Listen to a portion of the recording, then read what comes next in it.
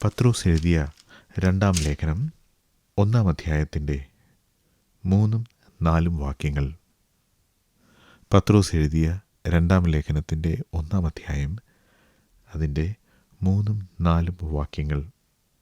തൻ്റെ മഹത്വത്താലും വീര്യത്താലും നമ്മെ വിളിച്ചവൻ്റെ പരിജ്ഞാനത്താൽ അവൻ്റെ ദിവ്യശക്തി ജീവനും ഭക്തിക്കും വേണ്ടിയത് ഒക്കെയും നമുക്ക് ദാനം ചെയ്തിരിക്കുന്നുവല്ലോ. അവയാൽ അവൻ നമുക്ക് വിലയേറിയതും അതിമഹത്വമായ വാഗ്ദത്തങ്ങളും നൽകിയിരിക്കുന്നു. ഇവയാൽ നിങ്ങൾ ലോകത്തിൽ മോഹത്താലുള്ള നാശം വിട്ടൊഴിഞ്ഞിട്ട് ദിവ്യ സ്വഭാവത്തിന് കൂട്ടാളികളായി തീരുവാൻ ഇടവരുന്നു. അപ്പോസ്തലനായ പത്രോസ് തൻ്റെ ജീവിത അവസാനത്തിൽ ഏഷ്യയുടെ വിവിധ ഭാഗങ്ങളിൽ ചിതറിപ്പാർക്കുന്ന വിശ്വാസികൾക്ക് എഴുതുന്ന കത്താണ് പത്രോസിൻ്റെ രണ്ടാം ലേഖനം. ഈ ലേഖനത്തിൽ പത്രോസ് അപ്പോസ്തലൻ ഈ വിശ്വാസികൾ പഠിച്ച കാര്യങ്ങളെ വീണ്ടും ഓർമ്മിപ്പിക്കുകയാണ്. താനിത് ഓർമ്മിപ്പിക്കുമ്പോൾ അവരെക്കുറിച്ച് താൻ ആഗ്രഹിക്കുന്ന കാര്യം അവരുടെ വിശ്വാസത്തിൽ, അവരുടെ കൃപയിൽ, അവരുടെ സമാധാനത്തിൽ അവർ വർദ്ധിച്ചു വരണം. അവരുടെ പരിജ്ഞാനത്തിലും അവർ വളരണം. മാത്രമല്ല, പത്രോസ് മരിച്ച ശേഷവും അവർ കുറേ നാൾ കൂടി ഈ ഭൂമിയിൽ ജീവിച്ചിരുന്നാലും ഈ കാര്യങ്ങളെക്കുറിച്ച് ഓർക്കുന്നത് ആത്മീക ജീവിതത്തിന് പ്രചോദനമാണ്, പ്രയോജനം ചെയ്യും എന്നറിഞ്ഞുകൊണ്ട് അതിനു വേണ്ടിയാണ് പത്രോസ് അപ്പോസ്തലൻ ഈ കത്ത് എഴുതുന്നത്. 2-ാം വാക്യത്തിൻ്റെ അവസാനം ദൈവത്തിൻ്റെയും നമ്മുടെ കർത്താവായ യേശുവിൻ്റെയും പരിജ്ഞാനത്തിൽ നിങ്ങൾക്ക് കൃപയും സമാധാനവും വർദ്ധിക്കുമാറാകട്ടെ എന്ന് അവരെ ആശംസിക്കുന്നു. അതിനുശേഷം 3-ാം വാക്യത്തിൽ താൻ പറയുന്നു, തൻ്റെ മഹത്വത്താലും വീര്യത്താലും നമ്മെ വിളിച്ചവൻ്റെ പരിജ്ഞാനത്താൽ അവൻ്റെ ദിവ്യശക്തി ജീവനും ഭക്തിക്കും വേണ്ടിയതൊക്കെയും നമുക്ക് ദാനം ചെയ്തിരിക്കുന്നുവല്ലോ. ഇവിടെ അല്പം വിശദീകരണം ആവശ്യമാണ്. തൻ്റെ മഹത്വത്താലും വീര്യത്താലും നമ്മെ വിളിച്ചവൻ്റെ പരിജ്ഞാനത്താൽ എന്ന് കാണുന്നു. മഹത്വവും വീര്യവും ഇത് ദൈവത്തിൻ്റെ ഗുണങ്ങളായിട്ടാണ് പത്രോസ് ഇവിടെ അവതരിപ്പിക്കുന്നത്. മഹത്വവാനായ ദൈവം, ദൈവത്തിൻ്റെ മഹത്വം കാണുവാൻ ഈ സൃഷ്ടിയിൽ നോക്കിയാൽ നമുക്ക് കാണാം, ദൈവവചനത്തിൽ നോക്കിയാൽ നമുക്ക് കാണാം. ദൈവം ചെയ്ത പല കാര്യങ്ങളെക്കുറിച്ചും നാം അറിയുമ്പോൾ ദൈവത്തിൻ്റെ മഹത്വത്തെക്കുറിച്ച് നമുക്ക് മനസ്സിലാകും. ദൈവം മഹത്വവാനാണ്. ആ കൂടെ തന്നെ പറഞ്ഞിരിക്കുന്ന മറ്റൊരു കാര്യം തൻ്റെ വീര്യം. യുദ്ധത്തിൽ വീര്യം പ്രവർത്തിക്കുക, അത് നാം സാധാരണ പറയാറുണ്ടല്ലോ. വീര്യം പ്രവർത്തിക്കുന്നവർ അവർ ചെയ്യാൻ ഉദ്ദേശിച്ചിരിക്കുന്ന കാര്യം, അവരിൽ നിന്നും ആളുകൾ പ്രതീക്ഷിക്കുന്ന കാര്യം, അത് ചെയ്യുന്നവർ അവർ വീര്യം പ്രവർത്തിക്കുകയല്ല. എന്നാൽ അവരെക്കുറിച്ച് പ്രതീക്ഷിക്കുന്ന ഉത്തരവാദിത്തങ്ങൾ അവർ ചെയ്തു. എന്നാൽ അതിലുപരിയായി ചില കാര്യങ്ങൾ ചെയ്യാൻ ആളുകൾ തയ്യാറാകുന്നു. അങ്ങനെയുള്ളവരാണ് വീര്യം പ്രവർത്തിക്കുന്നവർ. ഒരു യുദ്ധത്തിൽ പങ്കെടുക്കുന്ന പട്ടാളക്കാരൻ തനിക്ക് ലഭിക്കുന്ന ഓർഡറുകൾ അക്ഷരപ്രകാരം പാലിക്കുന്നു. അയാളൊരു വിശ്വസ്തനായ, അനുസരണമുള്ള പട്ടാളക്കാരനാണ്. എന്നാൽ തനിക്ക് ലഭിച്ച ഓർഡറുകൾക്ക് അപ്പുറമായി തൻ്റെ പട്ടാളത്തിനു വേണ്ടി, തൻ്റെ രാജ്യത്തിനു വേണ്ടി ചെയ്യുന്ന കാര്യങ്ങൾ, അതാണ് വീര്യം പ്രവർത്തിക്കുക എന്നതുകൊണ്ട് ഉദ്ദേശിക്കുന്നത്. ദൈവം വീര്യം പ്രവർത്തിച്ചിരിക്കുന്നു എന്നാണ് പത്രോസ് അപ്പോസ്തലൻ പറയുന്നത്. മനുഷ്യനെ രക്ഷിക്കുന്നതിനോടുള്ള ബന്ധത്തിൽ ദൈവം തൻ്റെ കടമ നിറവേറ്റുകയല്ല ചെയ്തത്, മറിച്ച് തൻ്റെ കടമയ്ക്കപ്പുറമായി ചില കാര്യങ്ങൾ ചെയ്തു. മനുഷ്യർ ദൈവകൽപ്പന അനുസരിക്കാതെ നിത്യനാശത്തിലേക്ക് പോയപ്പോൾ, ദൈവത്തോട് ശത്രുക്കളായിരുന്നപ്പോൾ, ദൈവത്തോട് മറുതിരിച്ചപ്പോൾ ദൈവം ന്യായമായി അവരെ ശിക്ഷാവിധിയിലേക്ക് അയക്കുകയായിരുന്നു ചെയ്യേണ്ടത്. എന്നാൽ അതിനപ്പുറമായി ദൈവത്തോട് ശത്രുത പുലർത്തിയിരുന്ന മനുഷ്യരെ രക്ഷിച്ച് അവരെ സ്വന്തം മക്കളാക്കി തീർക്കുവാൻ തക്കവണ്ണം സ്വന്തം പുത്രനെ ഈ ഭൂമിയിലേക്ക് അയക്കുക, താൻ ഈ ഭൂമിയിൽ വന്ന് അപമാനകരമായ വേദനാജനകമായ മരണം സഹിക്കുക, ഇതൊക്കെ ദൈവം ചെയ്യേണ്ട ആവശ്യമില്ലായിരുന്നു. എന്നാൽ ദൈവം അത് ചെയ്തു. അതാണ് പത്രോസ് അപ്പോസ്തലൻ ദൈവത്തിൻ്റെ വീര്യത്തെക്കുറിച്ച് ഇവിടെ പറയുന്നത്. തൻ്റെ മഹത്വത്താലും വീര്യത്താലും നമ്മെ വിളിച്ചവൻ്റെ പരിജ്ഞാനത്താൽ അവൻ്റെ ദിവ്യശക്തി ജീവനും ഭക്തിക്കും വേണ്ടിയത് ഒക്കെയും നമുക്ക് ദാനം ചെയ്തിരിക്കുന്നുവല്ലോ. നമ്മെ വിളിച്ചവൻ്റെ പരിജ്ഞാനം, നമ്മെ വിളിച്ചത് കർത്താവായ യേശു ക്രിസ്തുവാണ്. അവനെക്കുറിച്ചുള്ള പരിജ്ഞാനം, അത് വിശദീകരിക്കുന്നതിന് മുൻപ് ഈ വാക്കിനെക്കുറിച്ച്, അതായത് പരിജ്ഞാനം എന്ന വാക്കിനെക്കുറിച്ച് ചില കാര്യങ്ങൾ പറയാൻ ഞാൻ ആഗ്രഹിക്കുകയാണ്. പരിജ്ഞാനം എന്നാൽ അറിവ് എന്ന് നമുക്ക് ലളിതമായി പറയാമെങ്കിലും വെറും അറിവല്ല. ആ വാക്ക് സൂചിപ്പിക്കുന്നത് പോലെ തന്നെ പരിചയം കൊണ്ടുണ്ടാകുന്ന അറിവ് എന്നാണ് ആ വാക്കിൻ്റെ അർത്ഥം. ഈ വാക്ക് പത്രോസിൻ്റെ 1-ാം ലേഖനത്തിൽ നാം കാണുന്നേയില്ല. എന്നാൽ 2-ാം ലേഖനത്തിൽ 7 പ്രാവശ്യം ഈ വാക്ക് ഉപയോഗിച്ചിട്ടുണ്ട്. 1-ാം അധ്യായത്തിൽ 5 പ്രാവശ്യവും 2-ാം അധ്യായത്തിലും 3-ാം അധ്യായത്തിലും ഓരോ പ്രാവശ്യവും ഉപയോഗിച്ചിരിക്കുന്നു. അപ്പോൾ പത്രോസ് അപ്പോസ്തലനെ സംബന്ധിച്ചിടത്തോളം ഈ വാക്ക് പ്രധാനപ്പെട്ടതാണ് എന്ന് നമുക്ക് മനസ്സിലാക്കാം. 2-ാം വാക്യത്തിലും 3-ാം വാക്യത്തിലും പിന്നെ 6-ാം വാക്യത്തിലും 5-ാം വാക്യത്തിലും ഒക്കെ നാം ഇത് വാക്ക് കാണുന്നുണ്ട്. 2-ാം അധ്യായത്തിൽ പരിജ്ഞാനം എന്ന് പറയുന്നില്ല, അറിവ് എന്ന വാക്കാണ് ഉപയോഗിച്ചിരിക്കുന്നത്. 2-ാം അധ്യായത്തിൻ്റെ 21-ാം വാക്യത്തിൽ നാം കാണുന്നു. കൂടാതെ ഈ കത്തിൻ്റെ അവസാനത്തെ വാക്യം, അതായത് 3-ാം അധ്യായം 18-ാം വാക്യത്തിലും കൃപയിൽ നമ്മുടെ കർത്താവും രക്ഷിതാവുമായ യേശുക്രിസ്തുവിൻ്റെ പരിജ്ഞാനത്തിലും വളരുവിൻ എന്നും നാം കാണുന്നു. അപ്പോൾ പരിജ്ഞാനം എന്ന വാക്ക് പത്രോസ് അപ്പോസ്തലനെ സംബന്ധിച്ചിടത്തോളം ഒരു പ്രധാനപ്പെട്ട കാര്യമാണ് ഈ കത്തിൽ. യേശുക്രിസ്തുവിനെക്കുറിച്ചുള്ള പരിജ്ഞാനം, നമ്മെ വിളിച്ചവൻ്റെ പരിജ്ഞാനത്താൽ എന്ന് നാം 3-ാം വാക്യത്തിൽ കാണുന്നു. നമ്മെ വിളിച്ചത് നമ്മുടെ കർത്താവായ യേശുക്രിസ്തുവാണ്, സംശയമില്ല. അവനെക്കുറിച്ചുള്ള പരിജ്ഞാനം, അത് വളരെ പ്രധാനപ്പെട്ട ഒരു കാര്യമാണ്. യേശുക്രിസ്തു താൻ ഈ ഭൂമിയിലായിരുന്നപ്പോൾ തൻ്റെ ശുശ്രൂഷയുടെ അവസാന കാലത്ത് തൻ്റെ ശിഷ്യന്മാർക്ക് വേണ്ടി പ്രാർത്ഥിച്ചു. അത് യോഹന്നാൻ്റെ സുവിശേഷം 17-ാം അധ്യായത്തിൽ നാം വായിക്കുന്നുണ്ട്. ആ പ്രാർത്ഥനയിൽ താൻ പറയുന്ന ഒരു കാര്യം അതിൻ്റെ 3-ാം വാക്യത്തിൽ നാം ഇങ്ങനെ വായിക്കുന്നു: ഏകസത്യദൈവമായ നിന്നെയും നീ അയച്ചിരിക്കുന്ന യേശുക്രിസ്തുവിനെയും അറിയുന്നത് തന്നെ നിത്യജീവനാകുന്നു. എന്ന് വച്ചാൽ യേശുക്രിസ്തു ആരാണെന്ന് അറിയുന്നത്, അതാണ് നിത്യജീവൻ. പല ആളുകളും പറയുന്ന ഒരു കാര്യമുണ്ട്, യേശുക്രിസ്തു ആണ് ഏകരക്ഷിതാവ്, യേശുക്രിസ്തുവിലൂടെ മാത്രമേ രക്ഷയുള്ളൂ എന്നൊക്കെ പറയുന്നത് വളരെ സങ്കുചിതമായ ചിന്താഗതിയല്ലേ? ഇങ്ങനെയൊക്കെ ആരൊക്കെ പറഞ്ഞാലും യേശുക്രിസ്തുവിൻ്റെ തന്നെ വാക്കുകളാണ് ഞാൻ വായിച്ചത്. ഏകസത്യ ദൈവമായ നിന്നെയും നീ അയച്ചിരിക്കുന്ന യേശുക്രിസ്തുവിനെയും അറിയുന്നത് തന്നെ നിത്യജീവനാകുന്നു. യേശുക്രിസ്തുവിനെ അറിയുക, അതാണ് നിത്യജീവനുള്ള മാർഗം. ആ പരിജ്ഞാനം ഉണ്ടാകാത്ത ആർക്കും നിത്യജീവനില്ല. അസന്നിഗ്ധമായി യേശുക്രിസ്തു കാര്യം പറഞ്ഞു.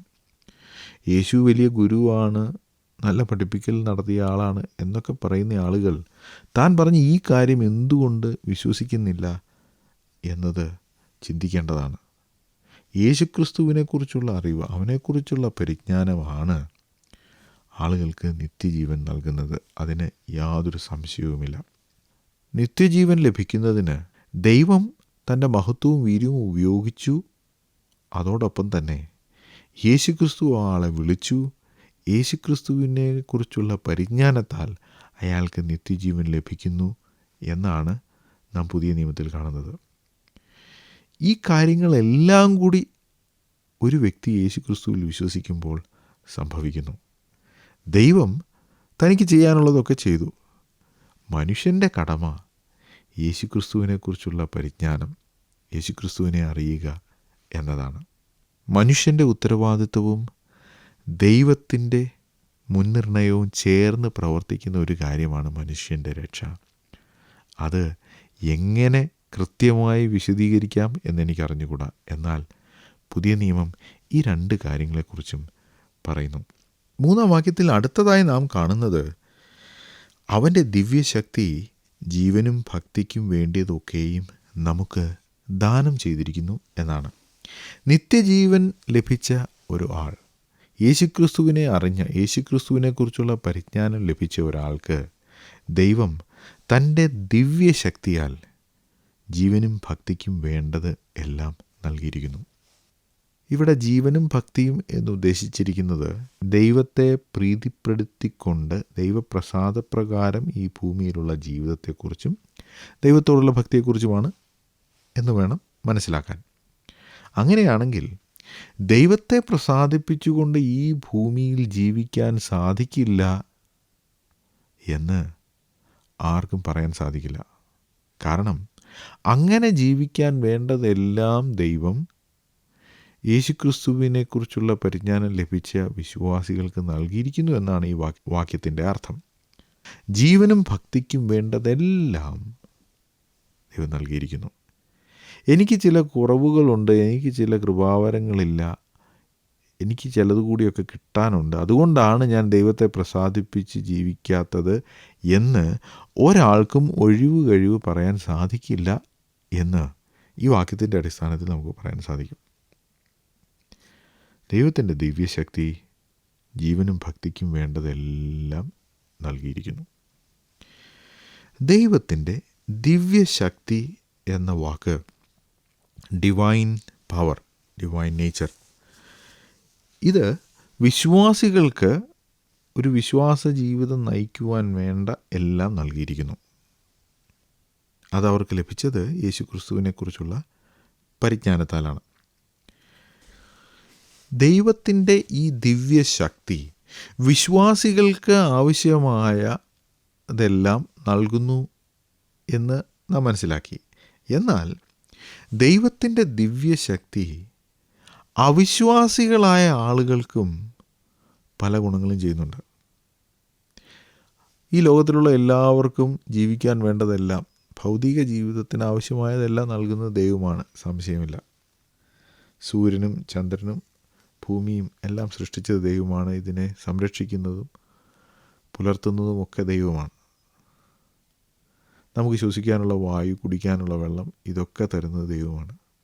അത് യേശുക്രിസ്തുവിൽ വിശ്വസിക്കുന്നവർക്കും വിശ്വസിക്കാത്തവർക്കും ഒരുപോലെയുണ്ട്.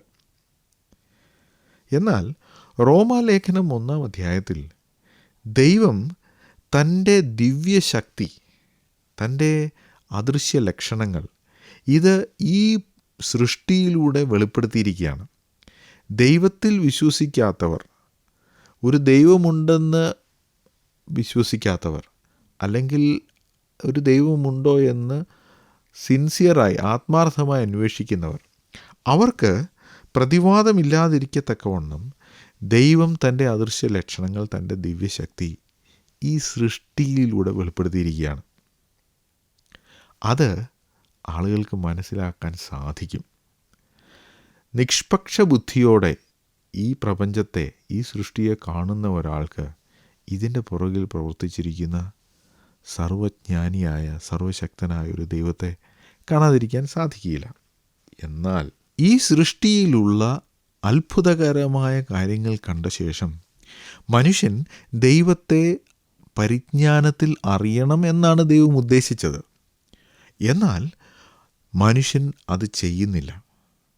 ദൈവത്തെ പരിജ്ഞാനത്തിൽ ധരിപ്പാൻ ഇഷ്ടമില്ലാഞ്ഞതിന് തക്കവണ്ണം ദൈവം അവരെ ഉചിതമല്ലാത്തത് ചെയ്യുവാൻ നികൃഷ്ട ബുദ്ധിയിൽ ഏൽപ്പിച്ചു എന്ന് റോമാലേഖനം 1:28 നാം വായിക്കുന്നു. അതിൻ്റെ കാരണം ദൈവം അവർക്ക് വെളിപ്പെടുത്തി കൊടുത്ത കാര്യങ്ങൾ മനഃപൂർവ്വം നിരസിച്ചതാണ്. ദൈവം തൻ്റെ ദിവ്യശക്തി ഈ സൃഷ്ടിയിലൂടെ വെളിപ്പെടുത്തിയത് മനഃപൂർവ്വം വിശ്വസിക്കേണ്ട എന്നു വെച്ച ആളുകളെ, ദൈവത്തെ പരിജ്ഞാനത്തിൽ ധരിപ്പാൻ ഇഷ്ടമില്ലാത്തവരെ ദൈവം നികൃഷ്ട ബുദ്ധിക്ക് ഏൽപ്പിച്ചു എന്ന് വെച്ചാൽ അവരെ ശിക്ഷിച്ചു എന്ന് റോമർ 1:28 നാം കാണുന്നു. അപ്പോൾ ദൈവത്തെ പരിജ്ഞാനത്തിൽ ഗ്രഹിക്കുവാൻ വേണ്ടതെല്ലാം ദൈവം ഈ ഭൂമിയിൽ വെച്ചിട്ടുണ്ട്. അത് ഉപയോഗിക്കാതെ, അത് ഉപയോഗിച്ച് ദൈവത്തെക്കുറിച്ചുള്ള പരിജ്ഞാനം ഇഷ്ടമില്ലാതിരുന്ന ആളുകളെ ദൈവം നികൃഷ്ട ബുദ്ധിക്ക്, ഹീനമായ സ്വഭാവത്തിന് ഏൽപ്പിച്ചു കളഞ്ഞു. അത് മനസ്സിൽ വെച്ചുകൊണ്ട് വേണം നാം രക്ഷിക്കപ്പെട്ടവരായ ആളുകൾക്ക് ദൈവം ജീവനും ഭക്തിക്കും വേണ്ടതെല്ലാം തന്നിരിക്കുന്നു എന്ന കാര്യം ചിന്തിക്കാൻ. ദൈവത്തെക്കുറിച്ചുള്ള വെളിപ്പാട് ലഭിച്ച മനുഷ്യൻ അത് വിശ്വസിക്കാതിരുന്നത് അവന് ശിക്ഷയ്ക്ക് കാരണമായി. യേശുക്രിസ്തുവിനെ പരിജ്ഞാനത്തിൽ അറിഞ്ഞ ആളുകൾ അവർക്ക് ഈ ഭൂമിയിൽ ദൈവഹിതപ്രകാരം ജീവിക്കുവാൻ, അഥവാ ജീവനും ഭക്തിക്കും വേണ്ടതെല്ലാം നൽകി തന്ന അതേ ദിവ്യശക്തി രക്ഷിക്കപ്പെട്ട നമുക്ക് ഈ ഭൂമിയിൽ ജീവനും ഭക്തിക്കും വേണ്ടതെല്ലാം നൽകിയിരിക്കുന്നു. അത് വൃഥാവാക്കി കളയരുത് എന്ന കാര്യം നാം പ്രത്യേകം ശ്രദ്ധിക്കണം. 4-ാം വാക്യത്തിൽ അവയാൽ അവൻ നമുക്ക് വിലയേറിയതും അതിമഹത്വമായ വാഗ്ദത്തങ്ങളും നൽകിയിരിക്കുന്നു.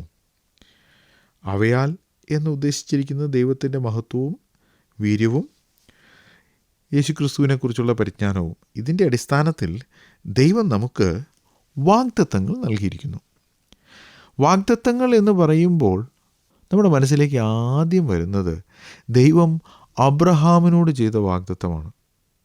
ദൈവം അബ്രഹാമിനെ വിളിച്ചു, അവന് വലിയേറിയ വാഗ്ദത്തങ്ങൾ നൽകി. ആ വാഗ്ദത്തങ്ങൾ തൻ്റെ ജീവിതത്തിൽ താൻ നിറവേറ്റി. അത് ഇന്നും നിറവേറ്റിക്കൊണ്ടിരിക്കുന്നു. ദൈവം അബ്രഹാമിന് കൊടുത്ത വാഗ്ദത്തം അത് വിലയേറിയതാണ്, മഹത്വകരമായ വാഗ്ദത്വമാണ്. എന്നാൽ ഇവിടെ അതേ വാഗ്ദത്തം നമുക്ക് നൽകിയിരിക്കുന്നു എന്നാണ് പത്രോസ് അപ്പോസ്തലൻ പറയുന്നത്. വിലയേറിയതും അതിമഹത്വമായ വാഗ്ദത്തങ്ങൾ. അബ്രഹാമിന് ദൈവം വാഗ്ദത്തം നൽകിയപ്പോൾ അബ്രഹാം പല കാര്യങ്ങളും വിട്ടൊഴിഞ്ഞു. ചില വ്യക്തികൾ അബ്രഹാമിനെ വിട്ടൊഴിഞ്ഞു. എന്നാൽ അബ്രഹാം സ്വയമേ ചില കാര്യങ്ങൾ വിട്ടൊഴിഞ്ഞു. ഉദാഹരണത്തിന് നമുക്കറിയാം, ലോത്തും അബ്രഹാമും തമ്മിൽ പിരിഞ്ഞു. അവിടെ അബ്രഹാമാണ് ആദ്യം മുൻകൈ എടുത്തത്. നിനക്കിഷ്ടമുള്ളത് തിരഞ്ഞെടുത്തോ, നീ ഇടത്തോട്ടെങ്കിൽ ഞാൻ വലത്തോട്ട്, നീ തിരഞ്ഞെടുക്കുക ആദ്യം. അതിൻ്റെ അർത്ഥം അബ്രഹാം ലോത്തുമായി വിട്ട് പിരിയുവാൻ തയ്യാറായി. ലോത്ത് സോദോം പട്ടണത്തിലേക്ക് നോക്കി അവിടെ നീരോട്ടമുള്ള ദേശം കണ്ടു, അത് തിരഞ്ഞെടുത്തു. സോദോമിനെയും സമ്പത്തിനെയും വിട്ടൊഴിയാൻ ലോത്തിന് മനസ്സിലായിരുന്നു. ലോത്ത് അങ്ങോട്ട് ആകൃഷ്ടനായി. എന്നാൽ അബ്രഹാം ആ കാര്യങ്ങളെ വിട്ടൊഴിഞ്ഞു. പിന്നീട് സോദോം രാജാവ് അബ്രഹാമിന് സ്വത്തുക്കൾ വാഗ്ദത്തം ചെയ്തപ്പോൾ അബ്രഹാം വിട്ടൊഴിഞ്ഞു. അബ്രഹാം പറഞ്ഞു, എനിക്കതിൻ്റെ ആവശ്യമില്ല. സോദോം രാജാവിനും അവിടെ ഉണ്ടായിരുന്ന സമ്പത്തിനും ഒക്കെ പിന്നീട് എന്താണ് സംഭവിച്ചത് എന്ന് നമുക്കറിയാമല്ലോ. അതുതന്നെയാണ് നാം 4-ാം വാക്യത്തിൽ വായിക്കുന്നത്. ഇവയാൽ നിങ്ങൾ ലോകത്തിൽ മോഹത്താലുള്ള നാശം വിട്ടൊഴിഞ്ഞ് ദിവ്യ സ്വഭാവത്തിന് കൂട്ടാളികളായി തീരുവാൻ ഇടവരുന്നു. അബ്രഹാം ഈ ലോകത്തിൻ മോഹത്തിലുള്ള നാശം അതിൽ നിന്ന് വിട്ടൊഴിഞ്ഞു. എന്തുകൊണ്ടാണ്? ദൈവത്തിൻ്റെ വാഗ്ദത്തങ്ങളിൽ അബ്രഹാം വിശ്വസിച്ചു. ദൈവം നമുക്കും വാഗ്ദത്തങ്ങൾ നൽകിയിരിക്കുകയാണ്. ആ വാഗ്ദത്തങ്ങളുടെ അടിസ്ഥാനത്തിൽ നാം ചെയ്യേണ്ടത്, ഈ ലോകത്തിൽ നമ്മെ ആകർഷിക്കുന്ന കാര്യങ്ങളുണ്ട്, ദൈവത്തിൽ നിന്ന് നമ്മെ അകറ്റിക്കളയുന്ന കാര്യങ്ങളുണ്ട്, ദൈവാശ്രയത്തിൽ നിന്ന് നമ്മെ മാറ്റിക്കളയുന്ന കാര്യങ്ങളുണ്ട്. അവയെ വിട്ടൊഴിയണം. കാരണം അവയുടെ അവസാനം നാശമാണ്. ഈ ലോകത്തിലുള്ള കാര്യങ്ങൾ കാണുമ്പോൾ നമുക്ക് മോഹമുണ്ടാവും. അതിൻ്റെ അടിസ്ഥാനത്തിലാണ് നാശം എന്ന് പറഞ്ഞിരിക്കുന്നത്. ആ നാശം നാം വിട്ടൊഴിയുമ്പോൾ നാം ദിവ്യ സ്വഭാവത്തിന് കൂട്ടാളികളായി തീരുവാൻ ഇടവരികയാണ്. ഈ ലോകത്തിനുള്ള മോഹത്തോട് നാം വേണ്ട എന്ന് പറയുമ്പോൾ നാം ദൈവത്തിൻ്റെ സ്വഭാവത്തിന് കൂട്ടാളികളാകുകയാണ്. ദൈവത്തെ സ്നേഹിക്കുകയും ദൈവവചനപ്രകാരം ജീവിക്കുകയും ചെയ്യുമ്പോൾ പല ആളുകളും കരുതുന്നത്, അങ്ങനെയൊക്കെ ചെയ്താൽ എനിക്ക് പ്രതിഫലം കിട്ടും, എനിക്ക് വലിയ അവകാശം കിട്ടും. സത്യമാണ്, ദൈവം നിങ്ങൾക്ക് പ്രതിഫലം തരും, അവകാശം തരും. പക്ഷേ അതിനേക്കാളൊക്കെ ശ്രേഷ്ഠകരമായ ഒരു കാര്യമാണ് ഇവിടെ നാം വായിക്കുന്നത്. നാം ദൈവത്തെ സ്നേഹിച്ച് ദൈവകൽപ്പന അനുസരിക്കുവാൻ വേണ്ടി ഈ ലോകത്തിലുള്ള കാര്യങ്ങളോട് നോന്ന് പറയുമ്പോൾ ദൈവത്തിൻ്റെ സ്വഭാവത്തിന് നാം കൂട്ടാളികളായി തീരുകയാണ്. ദൈവത്തിൻ്റെ പ്രതിഫലം നമുക്ക് ലഭിക്കുകയല്ല, ദൈവം ചില സമ്മാനങ്ങൾ നമുക്ക് നൽകിയല്ല, മറിച്ച് നാം ദൈവ സ്വഭാവത്തിന്, റോമാലേഖനം 1-ാം അധ്യായത്തിൽ ദൈവത്തിൻ്റെ അദൃശ്യ ലക്ഷണങ്ങൾ, നിത്യശക്തി, അതിനെക്കുറിച്ചൊക്കെ നാം വായിക്കുന്നു. അത് ഈ പ്രപഞ്ചത്തിൽ നമുക്ക് കാണാൻ സാധിക്കും. അത് കണ്ട് അത് വിശ്വസിക്കുവാൻ ഇഷ്ടമില്ലാതിരുന്ന ആളുകളെ ദൈവം ഉചിതമല്ലാത്തത് ചെയ്യുവാൻ നികൃഷ്ട ബുദ്ധിയിൽ ഏൽപ്പിച്ചു. എന്ന് വെച്ചാൽ അവരുടെ സ്വഭാവം തന്നെ നികൃഷ്ടമായി മാറി. റോമാലേഖനം 1-ാം അധ്യായത്തിൽ നാം അതാണ് വായിക്കുന്നത്. മനുഷ്യൻ സ്വാഭാവികമായുള്ള അവരുടെ സ്വഭാവം വിട്ട് അസ്വാഭാവികമായ കാര്യങ്ങൾ ചെയ്യുവാൻ തുടങ്ങി. അത് ദൈവത്തിൻ്റെ ഒരു ശിക്ഷയാണെന്നാണ് അവിടെ പറഞ്ഞിരിക്കുന്നത്. ദൈവത്തെ പരിജ്ഞാനത്തിൽ ഗ്രഹിക്കുവാൻ ഇഷ്ടമില്ലാത്തവർക്ക് അവരുടെ സ്വഭാവത്തിന് ഒരു അധപ്പതനമുണ്ടായി. എന്നാൽ ദൈവത്തെ പരിജ്ഞാനത്തിൽ അറിഞ്ഞവർക്ക്, യേശുക്രിസ്തുവിനെക്കുറിച്ചുള്ള പരിജ്ഞാനം ലഭിച്ച് അത് വിശ്വസിക്കാൻ മനസ്സുള്ള ആളുകൾ പരിജ്ഞാനത്തിൽ വളരുകയും ദൈവം അവരുടെ ജീവനും ഭക്തിക്കും നൽകിയിരിക്കുന്ന എല്ലാ കാര്യങ്ങളും ഉപയോഗിക്കുകയും ചെയ്യുമ്പോൾ അവർക്ക് ലഭിച്ചിരിക്കുന്ന വാഗ്ദത്തം എന്ന് പറയുന്നത് അവരുടെ സ്വഭാവം അധപ്പതിക്കുകയല്ല, മറിച്ച് അവർ ദൈവത്തിൻ്റെ സ്വഭാവത്തിന് കൂട്ടാളികളാകുകയെന്നാണ്. ആത്മീയ ജീവിതം എന്ന് പറഞ്ഞാൽ ഇതാണ്. പ്രതിഫലം കിട്ടും, അനുഗ്രഹം കിട്ടും, ഈ ഭൂമിയിൽ അനുഗ്രഹം കിട്ടും, സ്വർഗത്തിൽ അനുഗ്രഹം കിട്ടും. ഇതൊക്കെ ശരിയാണെങ്കിലും ഇതിനേക്കാളൊക്കെ അപ്പുറമായൊരു കാര്യം, ദിവ്യ സ്വഭാവത്തിന് നിങ്ങൾ കൂട്ടാളികളായിത്തീരും. അതിൻ്റെ വിപരീതമാണ് റോമാലേഖനം 1-ാം അധ്യായത്തിൽ കാണുന്നത്. മനുഷ്യൻ്റെ സ്വഭാവം പൊതുവേ മോശമാണ്. ദൈവത്തെ പരിജ്ഞാനത്തിൽ അറിയുവാൻ വിസമ്മതിക്കുന്നവരുടെ സ്വഭാവം നാശത്തിൽ നിന്ന് വീണ്ടും നാശത്തിലേക്ക് പോവുകയാണ്. അവരെ നികൃഷ്ട ബുദ്ധിയിലേക്ക് ഏൽപ്പിക്കുകയാണ്, അപമാന രാഗങ്ങൾക്ക് ഏൽപ്പിക്കുകയാണ്. എന്നാൽ ദൈവമക്കൾ അവർ അവരുടെ പരിജ്ഞാനത്തിൽ വളരുമ്പോൾ അവരുടെ സ്വഭാവവും മാറുകയാണ്. അവരുടെ സ്വഭാവം ചീത്തയായി മാറുകയല്ല, മറിച്ച് ദിവ്യ സ്വഭാവത്തിന് കൂട്ടാളികളായി തീരുകയാണ്. പ്രിയ സുഹൃത്തെ, താങ്കൾ പരിജ്ഞാനത്തിൽ വളരുന്നുവെങ്കിൽ താങ്കൾ അടിക്കടി ദൈവത്തിൻ്റെ സ്വഭാവത്തിന് കൂട്ടാളിയായി തീരുകയാണ്. അത് നിങ്ങളുടെ ജീവിതത്തിൽ സംഭവിക്കുന്നുണ്ടോ? നിങ്ങളുടെ ദൈവമേ, സ്വർഗീയ പിതാവേ, അവിടുന്ന് ഈ ലോകത്തിൽ അവിടുത്തെ പ്രസാദിപ്പിച്ചുകൊണ്ട് ജീവിക്കുവാൻ ആവശ്യമുള്ളതൊക്കെയും ഞങ്ങൾക്ക് നൽകിയിരിക്കുകയാണ്. അതുപയോഗിച്ച് അങ്ങയോടുള്ള പരിജ്ഞാനത്തിൽ വളരുവാനും ദിവ്യ സ്വഭാവത്തിന് അനുദിനം കൂട്ടാളികളായി തീരുവാനും ഞങ്ങളെ സഹായിക്കണമേ. യേശു കർത്താവിൻ്റെ നാമത്തിൽ തന്നെ. ഞങ്ങളെ വിളിക്കുവാൻ ആഗ്രഹിക്കുന്നുവെങ്കിൽ 098802221957 എന്ന നമ്പർ ഉപയോഗിക്കുക.